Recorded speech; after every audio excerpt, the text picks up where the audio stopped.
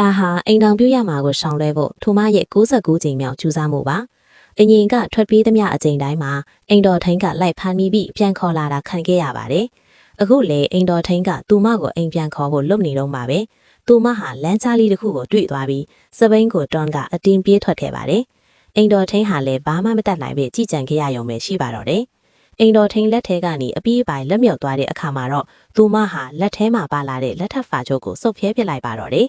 သူမမှာပတ်စံတပြားမှပါမလာတဲ့အတွက်အလုပ်တစ်ခုအမြန်ရှာဟုဆုံးဖြတ်ခဲ့ပြီးကုမ္ပဏီတစ်ခုမှာဥက္ကဋ္ဌရဲ့အတွင်းရေးမှူးရာထူးအတွက်အင်တာဗျူးသွားဖြေခဲ့ပါတယ်။ဒါပြင်မဲ့ဥက္ကဋ္ဌရဲ့မျက်နှာကိုတေးသေးချာချာမြင်လိုက်ရတဲ့အချိန်မှာတော့သူမတကူလုံးတောင့်တင်သွားရပါတယ်။အကြောင်းကတော့မနေ့ကတင်သူမဟာသူ့တငယ်ချင်းကိုဖောက်ပြန်သွားတဲ့ရီးစားအောင်အတွက်လက်စားချေပေးဖို့လုပ်ခဲ့လို့ပါ။သူမဟာဥက္ကဋ္ဌရဲ့ကားကိုအဲ့ဒီဖောက်ပြန်တဲ့ကောင်ရဲ့ကားလို့မှားမှတ်ပြီးကားတစ်စီးလုံးကိုဂျုံမှုတီနဲ့ပတ်ခဲ့ပါတယ်။သူမတငယ်ချင်းစီကဖုံးလာတော့မှကားမားသွားမှန်းတီးလိုက်ရတာပါ။ခိုးထွက်ဖို့ကြိုးစားပေမဲ့ဥက္ကဋ္ဌကလက်ရက်ဖမ်းမိသွားခဲ့ပါတယ်။သူမလည်းတောင်းမှန်တိုးရှိုးဒီအမားကိုပြန်ပြင်းတဲ့အနေနဲ့ကားပေါ်ကဂျုံမှုတွေကိုကိုယ်တိုင်တန်းရှင်းရေးလုပ်ပေးဖို့ဆုံးဖြတ်ခဲ့ပါတယ်။ဒါပေမဲ့မတော်တဆနှာချေလိုက်တဲ့အခါမှာတော့ဂျုံမှုတွေဟာဟိုးဟိုးဒီဒီလွင့်ဆန်းသွားပြီးအဲ့ဒီလူကိုခြိဆုံးကောင်းဆုံးဖြူဖွေးသွားစေပါတော့တယ်။ထိုလူကသူမကိုစူပူဖို့ပြင်ပေမဲ့သူမရဲ့ချစ်စပွဲကောင်းတဲ့ပုံစံလေးကိုမြင်သွားတဲ့အခါမှာတော့စိတ်မဆိုးနိုင်တော့ပါဘူး။မနီးကအဖြစ်အပျက်ကိုပြန်တွေးမိရင်သူမဟာကိုရဲရာဇဝင်စီဘီနဲ့မျက်နှာကိုအတင်းကွက်ထားပေမဲ့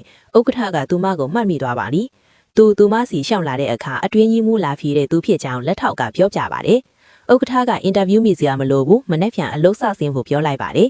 နောက်တစ်နေ့အလုပ်သွားတဲ့အခါမှာတော့ဥက္ကဋ္ဌရဲ့တီကြီးလွန်တဲ့မျက်နှာကိုကြည့်ပြီးသူမဟာစိုးရင်စိမ့်နဲ့မော့တောင်မကြည့်ရဲပါဘူးတကယ်တော့ဥက္ကဋ္ဌဟာလည်းသူမိဘတွေကစီစဉ်ပေးတဲ့သရိုးသမီးလောင်းနဲ့တွေ့ဖို့အတင်းတိုက်တွန်းတာခံနေရတာပါတစ်ချိန်တည်းမှာပဲသူမစီကိုလည်းသူမအဖေစီကနေဒီညသဘောတူထားတဲ့လူနဲ့တွားတွေ့ဖို့ message ရောက်လာပါတယ်မိဘတွေစီစဉ်ထားတဲ့ရချင်းကိုဖျက်ဆီးဖို့အတွက်ဥက္ကဋ္ဌကသူမကိုဒီညအတူတူညစာစားဖို့ခေါ်ခဲ့ပါတယ်သူမကညင်းပေမဲ့ဘာလို့လဲဆိုတော့သူမအဖေချင်းထားတဲ့နေတာကလည်းအဲ့ဒီစားတောက်ဆိုင်မှာပဲဖြစ်နေလို့ပါဥက္ကဋ္ဌရဲ့ချင်းချောက်မှုရောမလုံးပေးမှုတွေကြောင့်မှသူမလက်ခံလိုက်ရပါတော့တယ်တကယ်တော့သူတို့နှစ်ယောက်လုံးဟာလူကြီးတွေစီစဉ်ထားတဲ့အိမ်တောင်ဖက်တွေဆိုလားမသိကြပါဘူး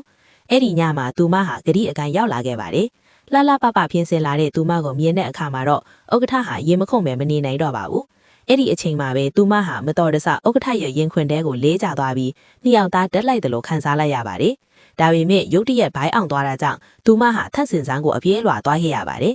နာရီဝက်လောက်ကကြတော့သူမကဥက္ကဋ္ဌစီဖုံးဆက်ပြီးဘဲမလေးလို့မေးတဲ့အခါဥက္ကဋ္ဌကလာစရာမလိုတော့ဘူးလို့ပြန်ပြောပါတယ်အကျန်းကတော့လူကြီးတွေစီစဉ်ထားတဲ့သူကပေါ်မလာတဲ့အတွက်သူ့ကိုတမင်လာမတွေ့တာလို့ထင်ပြီးစိတ်ဆိုးပြီးပြန်သွားတာပါဒါကိုသူမအဖေသိသွားတဲ့အခါမှာတော့တစ်ဖက်လူကိုမလေးစားဘူးဆိုပြီးစုပူပါတော့တယ်အဲ့ဒါကြောင့်သူ